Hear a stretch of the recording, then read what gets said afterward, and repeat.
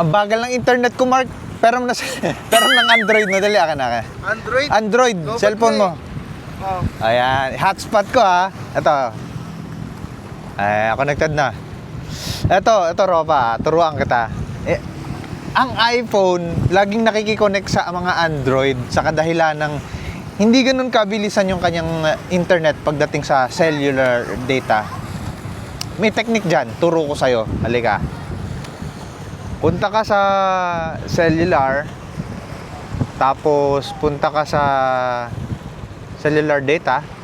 Ito, yan, laging naka-on yan eh. I-turn off mo yung data switching.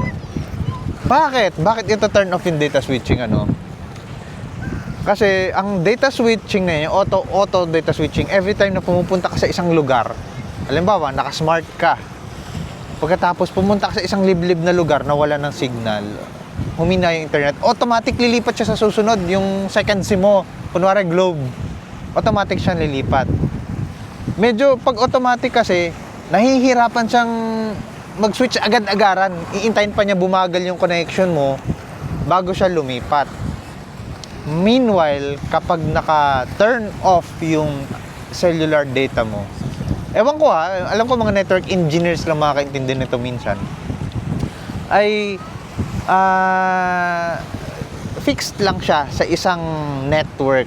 Tumaas man or bumaba yung speed, nandun lang siya. Hindi siya maguguluhan kailan ba siya mag-switch or not. Ganun nga pag Android. Diba?